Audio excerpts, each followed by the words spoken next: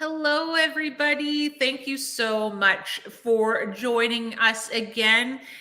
This is our second session of the New to North America webinar series that Amy and I are partnering on. So thank you so much for joining us once again. We hope that this is valuable for you, and we're just going to really focus today on exploring how to actually explore the job market, find job, like the actual searching of jobs, finding jobs, and applying to jobs. Amy, anything you'd like to mention off the top? Well, it's one of those areas that can be pretty confusing because it's changing all the time, isn't it, Kamara? So it's like, even if you knew, or it depends on the market you're in, it depends the industry you're in, the type of job you're working for, your work level. And I think that there's a lot of clutter, right? It's really easy to get lost and then keep trying to do the same things over and over again because that's what you know. So it's good to have these kinds of sessions so that we can all learn what are the best ways for us to spend our time, because time is finite, right? And we want you guys to make sure that you're making the best use of your time and targeting the approaches that will work best for you and in the field that you're in, at the work level you're in, etc. Absolutely. Yeah, very well said. Yeah, time is finite. And especially when we're searching for jobs, we can find ourselves tumbling down the rabbit hole that is For job sure. postings. Yeah. And also worrying about, am I applying to enough jobs? And am I applying to too many jobs? Are these the right jobs? So lots to think about. And hopefully this session will help simplify it a bit and help you move forward strategically. So just going to bring up some handy slides, nothing fancy. Just our guide along the way. So we already got into this quite a bit in depth in our last session, who we are. So I'm Kamara Toffolo. Amy is Amy Davies. Amy is the CEO of First 30, and they are a fabulous outplacement and onboarding services provider. And then me, I'm Kamara, and I am an executive resume writer and job search strategist. So don't forget top LinkedIn voice and YouTube celeb, Kamara. Celeb, I don't know about that. Soon to be. I don't know about that, but thank you, thank you. Yes, I do have a YouTube channel where this session will live on in perpetuity. So if you need to leave for whatever reason, don't worry about it. I'm going to send out the replay, and you can always access it through my YouTube channel. And you've got so much other content on there. I take a scroll through every once in a while, Kamara, because I've said it before and I'll say it again. I absolutely love your videos. They are so funny, so memorable. They're just great. And I want to add that if you see me go on mute, because you might be able to see it, I apologize in advance. My whole household left me with my dog by myself while we're running a webinar. And he's a guard dog. How dare they? Yeah, so I know. How dare everyone go out at 4:00 on a Tuesday? But on a lovely day. Yeah, he might make a little noise. I'll just mute my line if that happens. Okay, thanks for the heads up. Yeah. And we will be, just on that note as well, we will be taking your questions. So do feel free to leave your questions or comments in the chat. We will circle back to them, or we will address them right away, depending on what we're talking about at the moment. So please do go ahead and chat with us. So in terms of why we're doing the series, just in short, I think for both Amy and myself, we were particularly moved by the unfortunate current events that are occurring in other parts of the world, but also inspired by the number of people who are joining us here in Canada and the US from all across the world. And, immigration makes our country stronger. And it's nothing but good things from immigration. And anything that you'd like to add to that, Amy? Yeah, well, I've definitely like you. It feels like it seems like a place that a lot of people are coming, maybe to start new lives, maybe for refuge from conflict where they are. And well, we're very sorry if you've had to leave where you're leaving from. We are very happy to have you here because we are a nation of immigrants, and Mhm. and that's how we're built. And so it's important that we all help each other. And Kamara and I have such a wealth of information about, starting out in a new place, because we've both done that, coming back to the old place and starting again there.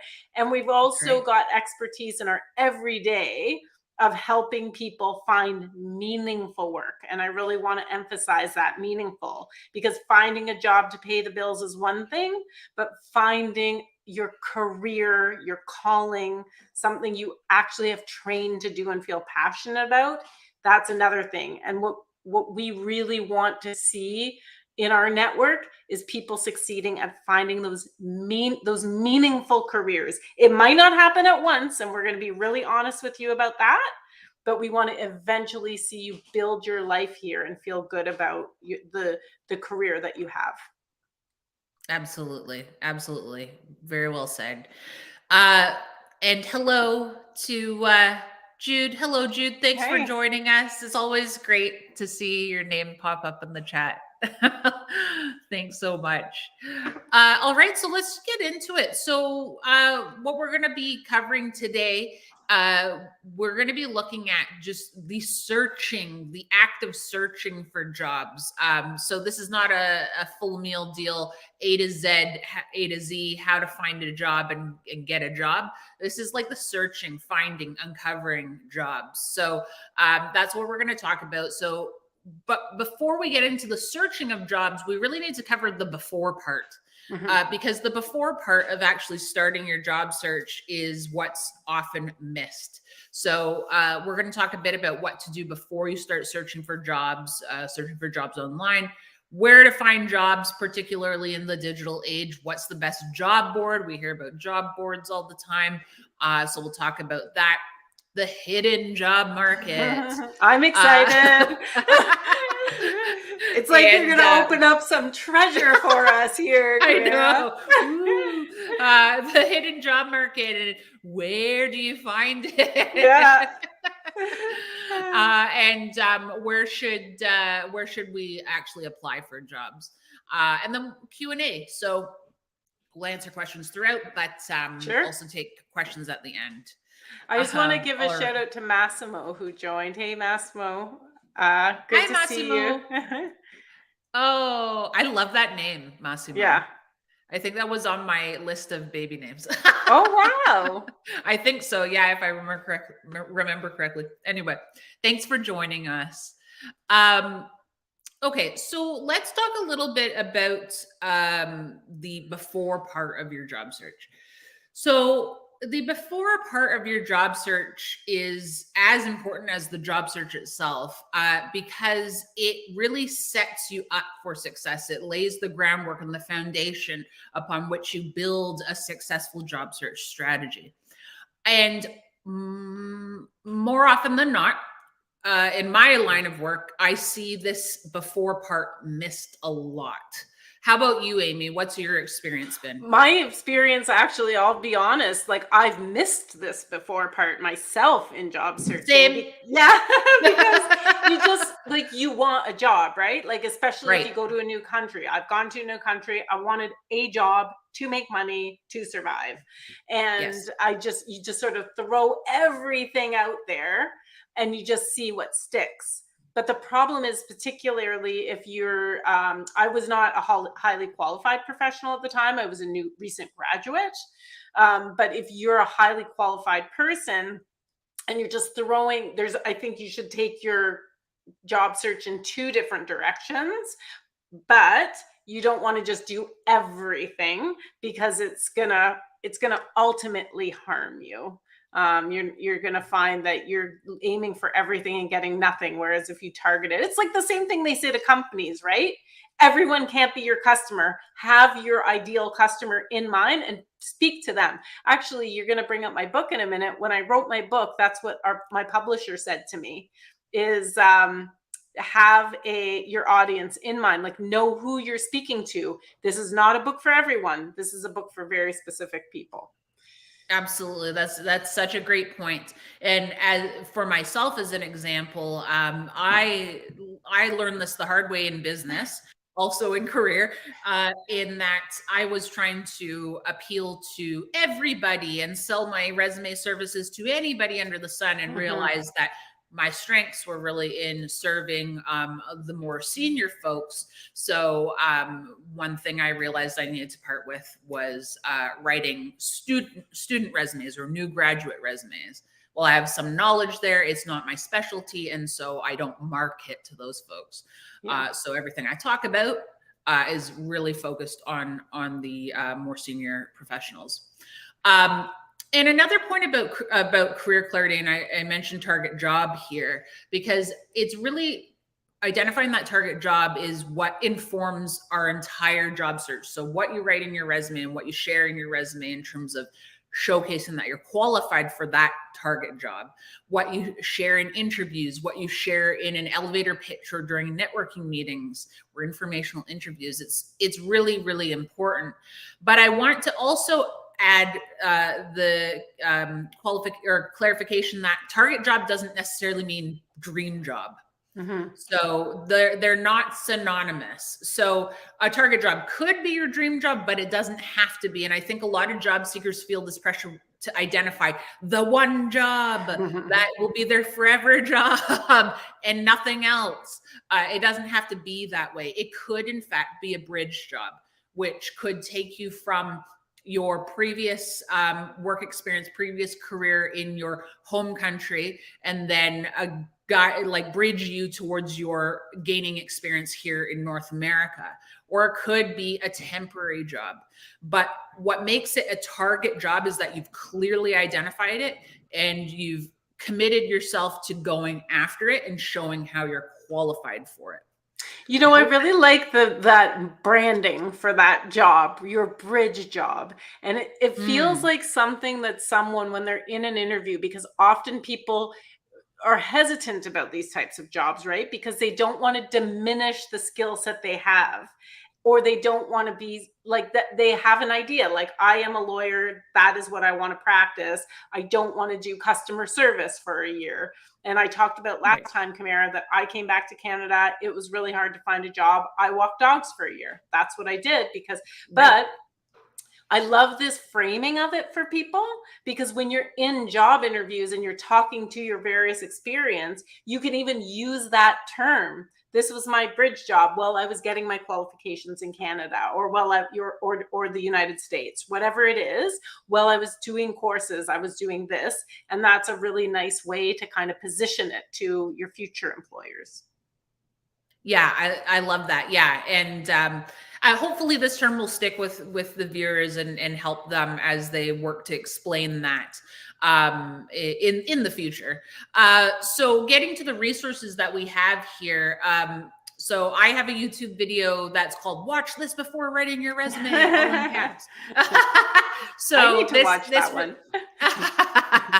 Yes, everybody does. Yeah. Anyway, so I will send this out in the list of resources after with the replay tomorrow. But basically, this gets into the importance again of why you need to identify your target job first. And just really what you need to nail down before you embark on the arduous task. Resume writing is not easy. I'm not going to say that it's easy, but the challenging task of writing your resume, because it is a time and energy investment. So that's something I encourage everyone to watch. And then we've got Amy's book that we were talking about before when we were talking about identifying the target audience. Anything else you'd like to mention about your book, Amy? Yeah, it's just all about managing a career when no one else is managing it for you. Because what we're finding is I call it, say, a reorg world, and by that I mean we're losing or changing our jobs every 2 to 3 years. A company is not managing that process or experience for us anymore for the most part, and no one cares as much about your career as you do, right? So it's like, what do I need to do in order to succeed and have a successful career without that sort of support system? Really, how can I learn to lean on myself? Definitely. That's so great that your book covers that, because we do have to advocate for ourselves in our job search. Like, we're our own best advocate, really. And sometimes our own worst enemy. When you were talking about learning things the hard way, I'm like, have I ever learned a business lesson the easy way? So if anyone else on this call feels like, oh, I'm learning everything the hard way, well, you're not alone there, because I feel like that's how I learned everything. That's right. It's, and lesson well learned, because it'll, you won't make the same mistake twice, right? Yeah. And so that's great. So that's Amy's book is available on Amazon if it's something that you'd like to take a look into, as well as I always recommend, especially when we're trying to figure out what's next for us, is the book UMAP, which I contributed to in the resume writing section. So that's awesome. Yeah. Kamara, I just want to say one more thing, because I noticed I've been getting a lot of connection requests on LinkedIn lately, which is awesome. Maybe just add to your LinkedIn when you're making the requests, especially to new people. Hey, I saw you on this, and that way I know to connect, because like having a business, people are trying to sell you things all the time. And some of it you totally want, and some of it you're just not sure. So please just add to your LinkedIn, like, hey, I saw you on the a webinar even, and then I'll know. Just a webinar. Definitely have. Pardon me? Just a webinar is good enough. At least a webinar. I'll totally get it if it comes through soon. That's no problem. I just want to make sure that I'm accepting everyone that's in these sessions. And when you get a number of LinkedIn requests, you don't know what to make of them. So yeah. So that's a really good point. And you know what? I just got a connection request from someone who in the connection request was very clear about what they were selling. And I was like, you know what? I respect that, because now you're giving me the opportunity to ignore your request without feeling bad. Yeah, that's good. So anyway, you raise a really good point. All right. So let's talk about where to find jobs. And I think sometimes the actual where to find jobs can be surprising. So we've obviously got our job boards, and we're going to talk a little bit more about job boards in a bit, because they are really like a big repository of jobs. But also your network is very valuable in terms of finding a job. I think during our last session, didn't you say that one of the jobs you secured, Amy, was just directly through your network? Yes. One of the jobs that I secured after dog walking was directly through my network from a client who I didn't know was a VP of HR, and just so happened to be. Yeah. Amazing. Yeah. Amazing. And I was so nervous about sending that email. I really didn't know, like, because you deal with like either the husband or the wife, and I dealt with mainly his wife. She passed it to him, actually. I think that's how it worked. Yeah. Oh, that's so great. That's so great. Yeah. That's awesome. And so your network is a very powerful resource. We'll talk about that a bit more as well. Social media, surprisingly, and I'm going to get very specific about which social media I think is the most worth your time. But recruiters are actively sourcing applicants on social media, certain social media, depending on what field you're in. Now I'm nervous. You're nervous. They're like, oh, are they looking at my Facebook? Are they looking at my what? Actually, I'm not very active anywhere except on LinkedIn, so I'm totally fine. But I can imagine it makes some people a little nervous, like, ooh, social media, where? It might make some people nervous. And I'm sorry, I don't mean to do that. I think most of us are pretty good with having some safe social media presence. But it's just really interesting where you're going to see recruiters pop up. And yeah, so we'll talk about that in a bit. And I often find that your alumni groups and your professional membership groups are overlooked. So let's say you're a project manager and you belong to your local PMI chapter. They often on their website, I believe, as an example, will post open jobs. I know when I was in financial services, my designation posted open jobs as well. And you just never know where you might pay a fee and have access to some job postings. It may be baked into what you're paying for. Through alumni, whether that be through networking or whether that be on your actual alumni chapter website or some sort of social media group or something, you can find roles through there possibly. And I'd like to throw it out to the chat. I'd be super curious to hear where you may have found your previous jobs. So we know that Amy got one of her jobs through one of her that was a dog walking client, right? Correct. Yeah. And interesting, there's something missing from this list, and I'm curious as to why. Oh, is there? Yeah, no, it might be a good reason why. Recruiters. Oh, going direct to recruiters. Yeah. Oh, I did. Why didn't I think? Well, that's why we're running this together, Kamara. Yes, right. So, yes. Yeah. Because, and the reason I'm just joking, but I think it's baked in because you're talking about recruiters finding people in these places. But I did get a couple really great jobs from recruiters. But the thing I would also say about recruiters is they might not have an immediate job for you. There's ways to work with recruiters, and then there's ways not to work with recruiters. And I think we have to always remember when we're going to work with recruiters that they work for the client, not for us. And the client is the company that they're bringing us into. But recruiters can be a great option. Yeah, actually, let's stay on recruiters for a little bit, because a question I get a lot is, how can I hire a recruiter to find a job for me? So in Canada, you definitely can't do that. I can't speak for the US because I've seen some sort of service offering where recruiters or recruiter adjacent type professionals might offer something where they can go and hunt down jobs for you or represent you in some way. I don't know what it is, but in Canada, it's actually not legal for recruiters to represent the job seeker side.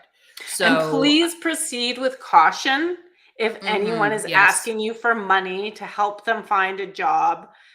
Just to do that recruitment piece, because like Kamara said, you can't do that in Canada. I don't know what the laws are with respect to this either in the US, but don't just be so cautious if someone is, if you're paying someone to represent you to an employer.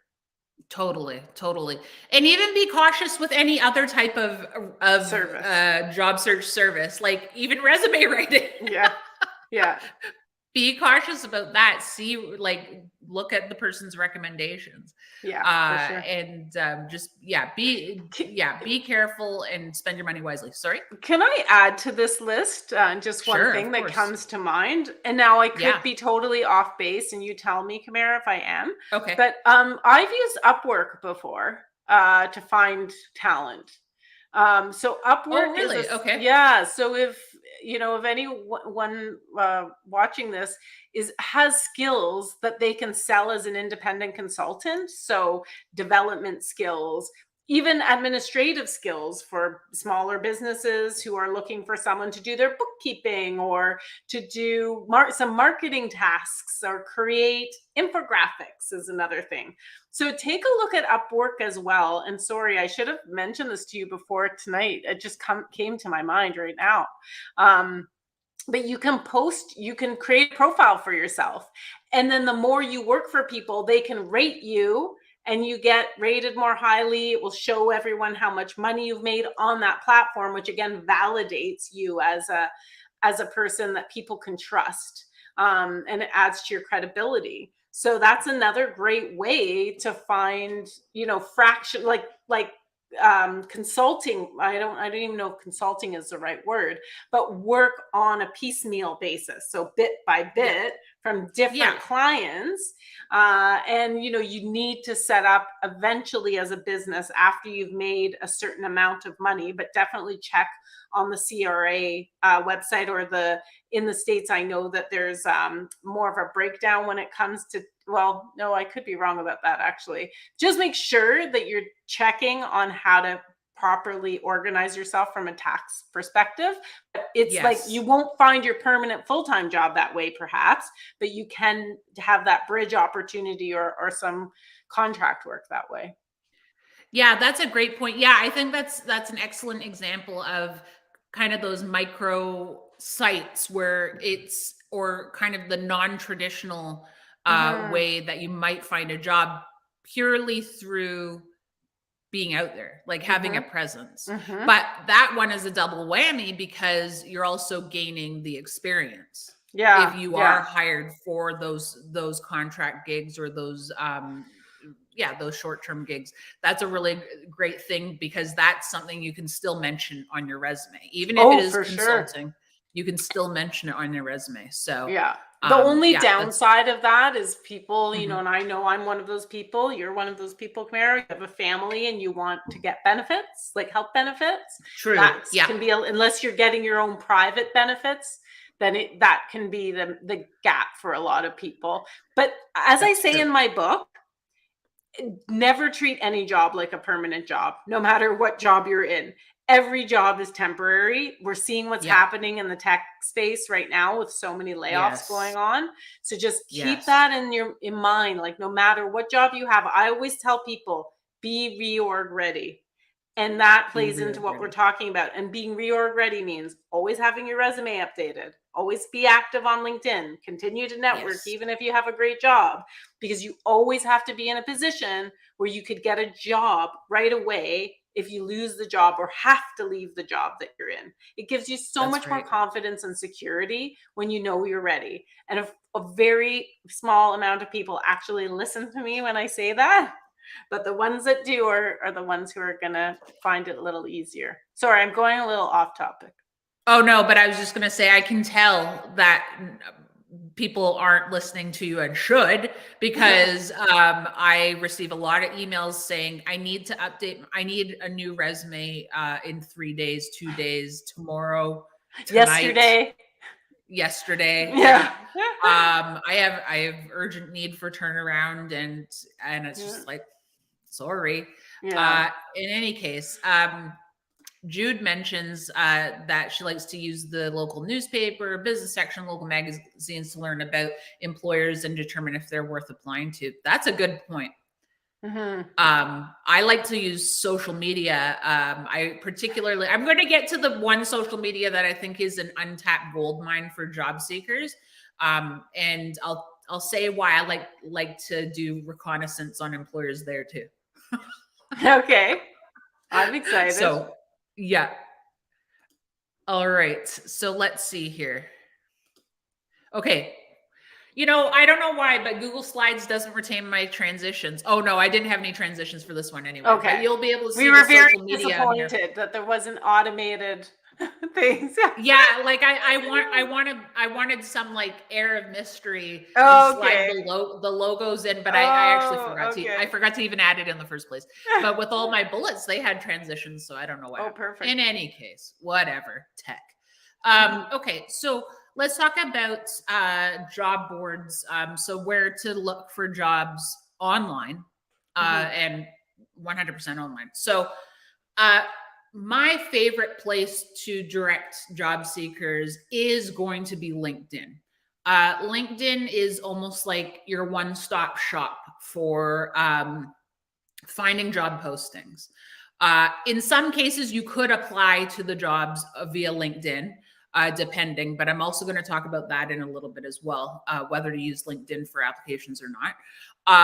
You're going to get some information on the employer themselves, so you can see about their branding and things like that, and gain insights there. You can connect with people who are already working there. You can see who's already working there. You can connect with recruiters who are already working there. So LinkedIn is for me my favorite place for searching for jobs. Believe it or not, you can just Google your target job name and see what comes up. Google is doing a surprisingly good job lately of displaying job postings. Then we've got, in Canada, we've got Job Bank, and especially for newcomers, this is something that you might want to explore. There are quite a few resources on that site to learn about job searching in Canada, as well as kind of the more legal side of things. I don't know, or how employment is regulated in Canada. I think Job Bank is good for that. Facebook or Meta, I don't know what they're called anymore. They don't seem to really Meta. Be embraced. Yeah. They don't seem to be embracing Meta.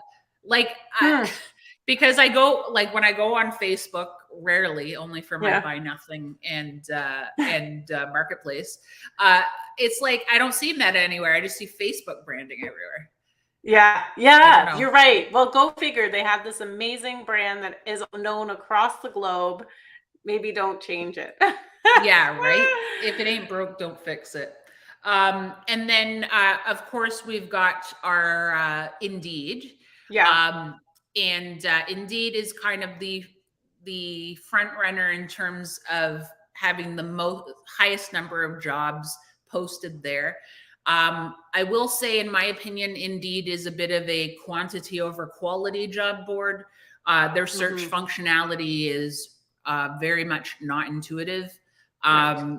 And you're going to get a lot of junk from them, auto email junk.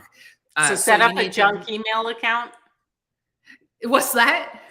Maybe set up a Gmail account that you don't have on your phone or something, so you're not always getting notified. Spam by Indeed. Yeah, maybe that's definitely an idea. They will have the largest quantity of jobs there. The searching is not great. So just be cautious of that. And then the social media that I was leaving to, some air of mystery around is Twitter. Ooh, so okay. Yeah. So love LinkedIn, but if I'm just talking about pure social media, where we're not networking with, where we wouldn't think to network with professionals, Twitter is where it's at. Okay. So there's a lot of activity amongst recruiters in terms of, hey, I'm filling this role. Does anybody know anyone searching for a product manager in, virtual reality or whatever? Does anyone know someone looking for this? And also Twitter is where I do my reconnaissance on employers, because if they don't do Twitter well, I wonder what their culture is like. Right. So I find that employers who do Twitter well in terms of customer experience, customer responsiveness, addressing customer concerns and complaints, that is reflected in their internal culture. This is not a science or anything, but this is what I'm anecdotally noticing. So this is where I would say are great boards to go to. Plus Twitter, which isn't a board per se, but a lot of activity in the hiring space is going on there. So that's a lot of different places to go. Yeah, you can see why people it's complicated. I just wanted to bring up something because George has been talking about in the chat there. Yeah. Thanks. And he makes a really good point that you really should verify that the job you're being offered is legitimate, because you know, we are in situations where, and it is so awful that people are being scammed and they're being offered jobs that don't exist. And people are, I don't know how this scam works, but I do remember hearing about people getting scammed when it came to job offers. And here's what I'll just say as a blanket statement about that. If it feels too good to be true, it probably is, right? And we've all been there. Where we've had a situation where it's like, this just feels a little too easy. Like, what's going on here? So do make sure you validate that if you're handing over money, that this is a legitimate service or a legitimate job. We should never have to pay anyone to get a job. So that is the first red flag that something is amiss. And I do not want to see people being scammed out of their hard-earned money because they're in a situation where they feel that they really need to find work. And it's, you know, that's tough. Yes, that's a really good point. And George, I'd be really curious to hear where you're seeing the majority of these scams taking place. I know that, I mean, this isn't immigration related per se or newcomer related per se, but I've received, even to my own in-mail inbox on LinkedIn, a variety of scam job postings, particularly looking for a representative in Canada for an overseas company. Right. And so those ones are quite obviously scams. But some of them are becoming a bit sophisticated. And so, yeah, I'd really love to hear from George if he's seeing this in any one particular place or what he's seeing.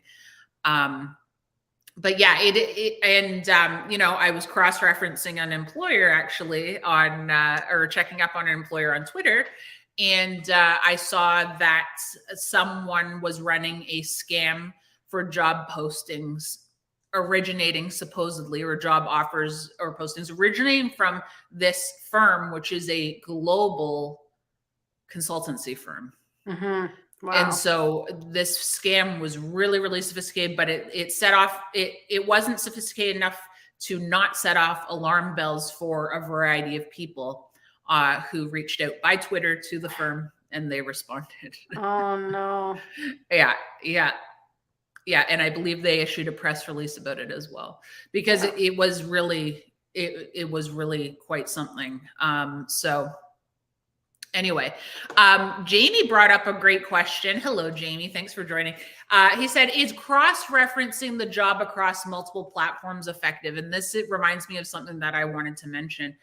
So I believe that cross-referencing job postings across multiple platforms is effective.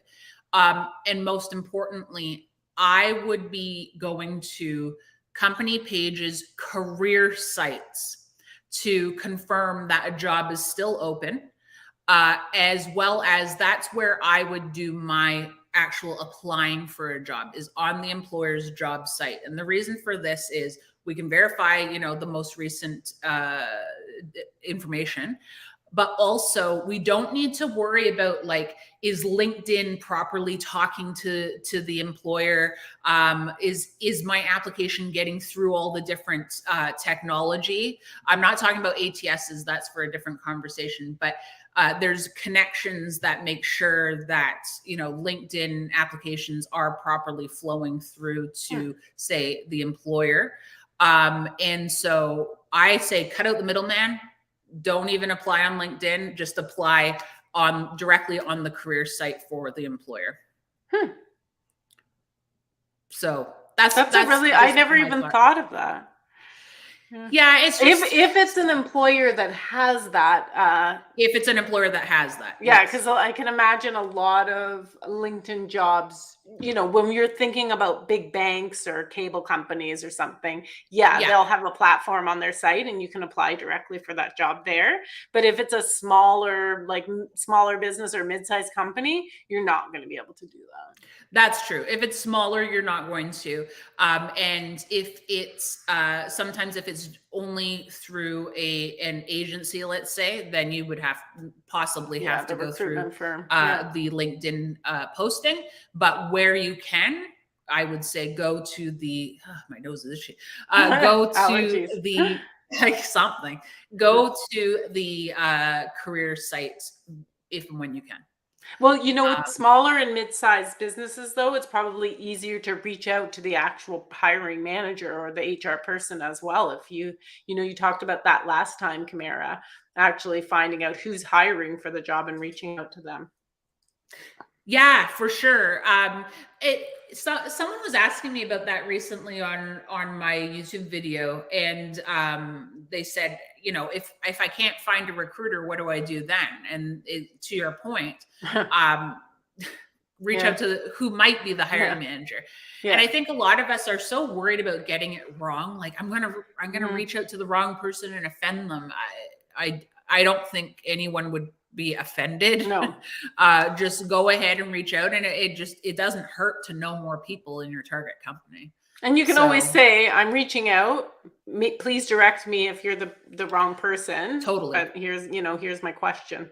And you know what? People respond really well to being asked for their help. Like if you actually say, I really, really need, like, not I really need your help, but something like, I'm looking for some help understanding blah, blah, blah, blah, blah.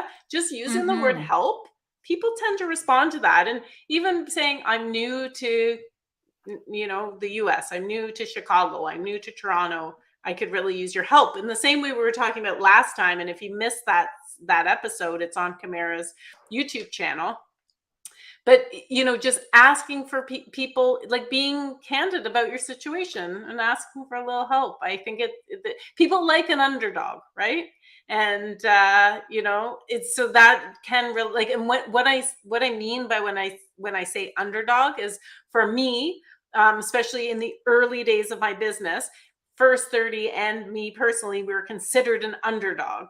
And that means that we kind of needed help because we weren't the big Goliath company. We're still not, but we weren't that big Goliath company in an industry where there are a lot of Goliaths. So First 30 in some ways is still an underdog. So sometimes appealing to people from that position can really help them have empathy for you, because we've all been there. We've all been the underdog at one point or another for the most part. That's a great point. Absolutely. It's so different to ask for help rather than make a demand. Yeah, that is true. Yeah, absolutely. And yeah, I agree. Knowing a little bit about like where, like your story in terms of like where you came from before you landed, and that you're new to US, Canada, I think that really helps as well. So excellent. All right. Let's see what's next. I think we're talking about hidden job market. Ooh, this is my favorite. I'm excited. She told me not to get too excited, but I am anyway. Yeah, because it's anticlimactic when we talk about the hidden job market. It's hidden really well. You can't see it. You can't ever find it. It's hidden that way. Yeah. So hidden job market. I added these like humongous quotation marks to kind of hint at the myth to a certain extent. It's not 100% a myth, but the hidden job market is a bit of an inflated concept. So you'll hear from people, a lot of like career coaches and whomever, trying to get some likes on their posts about hidden job markets, and that 80 or 90, I forget what stats rolling around these days, but 80 to 90% of jobs aren't actually posted. So the hidden job market is supposedly unposted jobs. And according to these folks, 80 to 90% aren't posted. So my thing is, how do you measure something that is supposedly invisible? Like it's hidden. Yeah. How do you measure it? Yeah. You can't. attempt at measurement would be, self-reporting and anecdotal at best. So, and when we think about the logic of hiring, why would it be in the interest of an employer to not post 80 to 90% of their jobs? They're going to reduce their pool of applicants. They're going to create make their search much more difficult for themselves. It's like building a product and not marketing it. So like McDonald's came out with this fabulous new burger, but they're not telling anyone about it. Now you're just making me hungry. Oh, sorry. No, I'm just kidding. I saw a tweet earlier from the Australian McDonald's CEO, and it was funny. Anyway, it got nuggets in my mind, so now I'm going to burgers. But anyway, so that's what the claims of the hidden job market are, that we've got these jobs and we're hiding them, and it's just not logical. So the logic just doesn't stand up. So what this is more so implying, and this is valuable information that the hidden job market is sort of communicating, is that the power of your network is immeasurable. So your network is super important too, as Amy's already mentioned with her own personal example. Your network is super important in terms of your job search. So really what this means is you never know where your next opportunity may arise. And so that's what I hope you can take away from this when you're thinking about hidden job market. Not like, oh my God, how am I going to find a job in the hidden job market? Because I can't find it anyway. Well, it doesn't really exist. And it's not something you need to worry yourself about, because you're going to be doing all the other important things and applying all the important tactics to find a job that is, going back to what Amy mentioned at the top, that is meaningful work for you.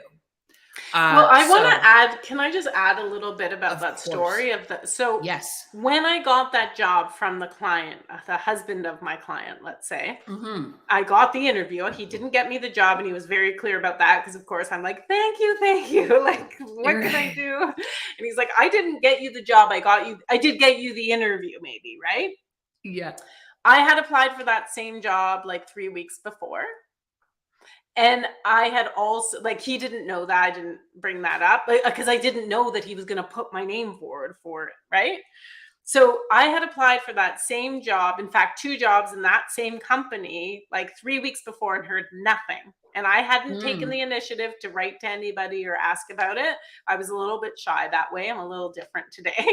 But then he got my resume, and literally the next day I was contacted by, and I know it was because of him, because they had mentioned his name to me. So that, when we're thinking of the hidden job market, you're talking about it, those jobs might be there and in front of you, but unless you take that next step, they're going to be hidden to you. And that was certainly my situation.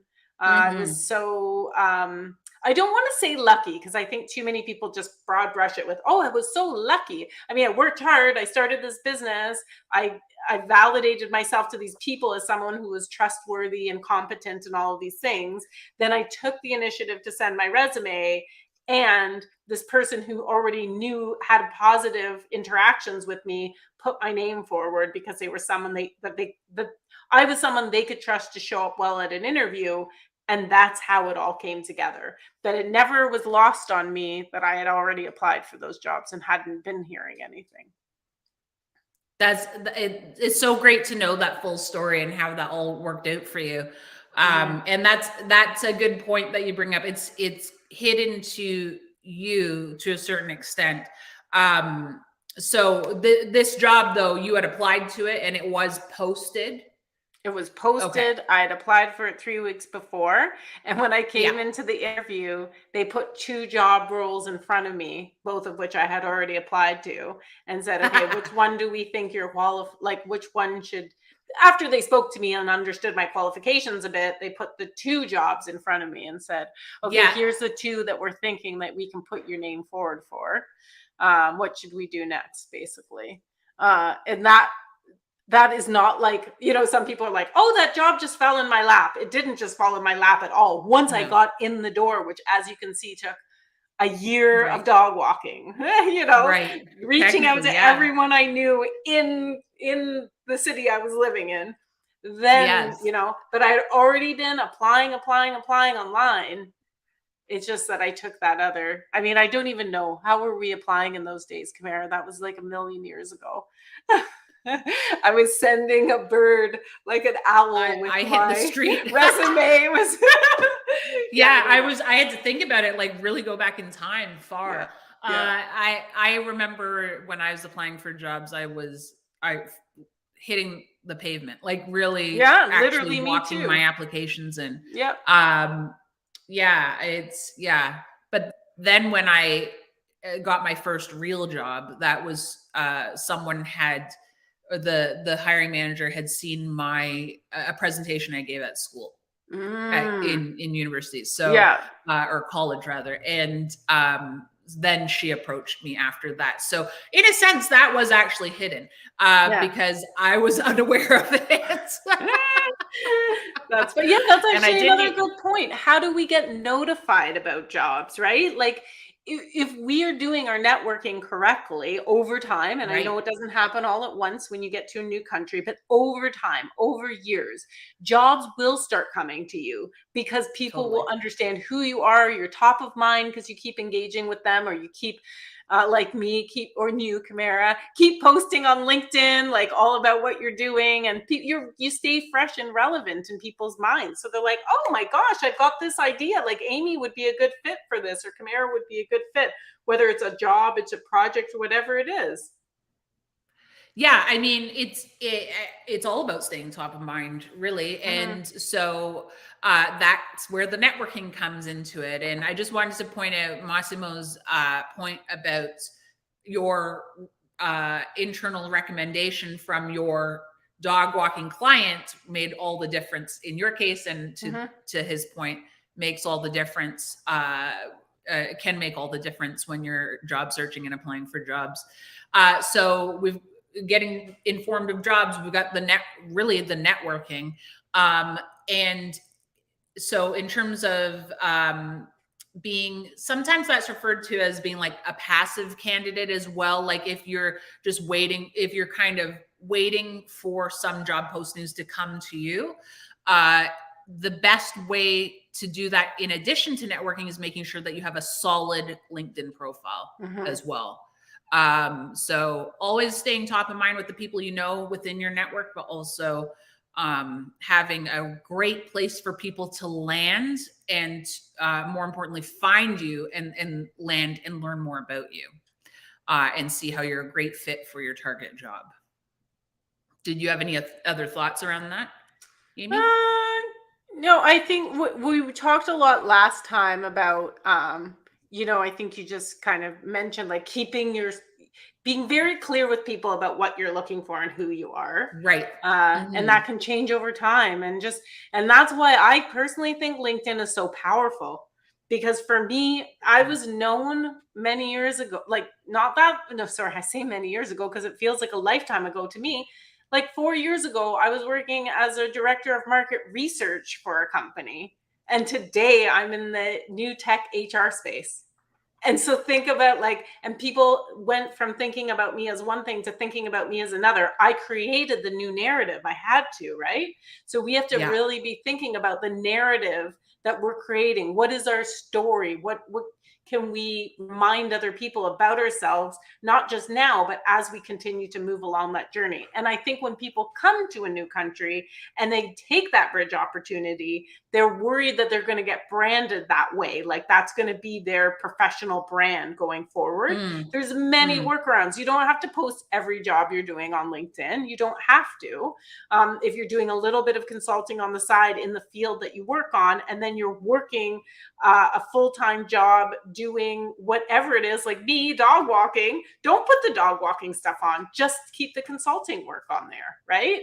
And that's another way to keep your narrative consistent. That's a really good point. It's all about that brand that you want to put out there. Yeah, for sure. Yeah, absolutely. Well, fantastic. So we're almost at the top of the hour, 5 minutes left. Did anyone have any questions that you wanted to ask before we sign off? I will let you know about our next session. So we will be having our next session on resume writing. So how to write a resume for the Canadian US job markets, the real basics and fundamental and foundational concepts around resume writing for North America. So tell your friends. This one's going to be a big one. We've run first 30 webinars with you, Kamara, and the resume sessions. We just get so many people. And I just think it's because, first of all, you're a leading expert in this space, and there's not many people we can say that about. And the second thing is that it's just so complicated. It's like it should. And the worst part about writing a resume is it feels like it should be so simple. And then it's absolutely one of the most complicated things. It's really hard to talk about yourself. It's really hard to brag, right? Totally. And like, how do you write about your accomplishments? At what point do you go from writing about your responsibilities to those then becoming accomplishments? If English is your second language, how do you then grammar check your resume? That's really tough. And, maybe we should add, I know that there's a lot of content to go through on that day, but I think maybe we should build in a few little safeguards for people who are concerned about that, because like English is my first language and I still make mistakes on important documents and I have to get them checked too. Yeah. Same. So that's why I have an editor on my team, because I make mistakes in literally every single resume. Yeah. That's really good for my sales, eh? But I'm being honest. But that's not how they come through to your client. Yeah. Yeah. Yeah, no, it doesn't make it through to them. But she will always catch something with the punctuation, something with the grammar, something with the phrasing or the style. So she'll always catch something like, this doesn't make sense. Yeah. Yeah, totally. It's just, and it's right. And sometimes I say it's easier to be a critic than a creator, right? It's so true. And good people, good friends who are there to help you will understand that. And then if they aren't there, there's other options for if you don't trust them, because not all of us are good editors, and we might have great friends that are terrible editors of our work. Yeah. But then how do we build in some safeguards? So we'll talk. Pardon me? I'm not a good editor. Oh, wow. So, I'm surprised to hear that, actually. Oh, I mean, I'm good at broad strokes, big thinking, but I'm probably gonna miss a comma, or I'm probably gonna miss, maybe I'm confused because you're so good at giving critical, thoughtful advice. Oh, I'm good at offering criticism. Yeah. But just not editing a resume. So look out if you ask for Kamara's opinion. She will not hold back. Yes. Which is what you need, right? Well, we're really happy that you guys came to this today. Oh, I think we might have a question. I see question marks. Yeah, I see question marks too. So Pa said, some of the job descriptions can be scary. How can a newbie navigating that path, overcome such barriers, especially tech and analytics space? Okay. Yeah. So I would love to hear what you're finding is particularly scary in those job postings. Is it because of the technical language that they're using? A lot of R and a lot of Python and a lot. Well, I just want to add to this that a lot of times companies are asking for everything, and they're very satisfied to have 50% of that. So don't necessarily count yourself out. And there's also differences in terms of how men and women traditionally will look at job ads. A man will look at a job ad where they have 10% of the skills and apply, and a woman will look at a job ad where she has 90% of the skills and not apply. So keep that in mind, depending on where, how you identify, where you might fit on that scale, because you don't want to pass off opportunity. If you think you can do that job, maybe there's a little gap, Just apply and see what happens next, right? So I'm sorry, I'm waiting for the response to come in. Me too, and Yeah. it's on a delay too. So so we got to wait okay. an extra little time. Another hour? No. No. It's just like a kidding. 10-second delay. Okay. So, can you imagine? But Anyway, just know so that if you have if you have some of the qualifications and not all, and you think that the some qualifications you have, or you could learn the rest, apply. Just apply and see what happens, because it is overwhelming. A lot of companies will ask for MBAs, which they don't yeah, look up and they don't actually need either. So yeah. Oh, great response. Okay, so okay. you knew exactly what they were getting at. Well, Yeah. Thanks for your questioning and great explanation, Amy. But also on that point, there's a big difference between requirements and like preferred qualifications. So required qualifications and preferred qualifications. So if you see MBA preferred and you don't have an MBA, apply. Yeah. Because And also, it's yeah. And don't make it the first thing you talk about if you get in for a job interview. Don't talk to them about all the things you don't have. Let like have the, because I know That's some people, I can be that person too. Like, I know you were asking for this and I don't have that, but I do have this.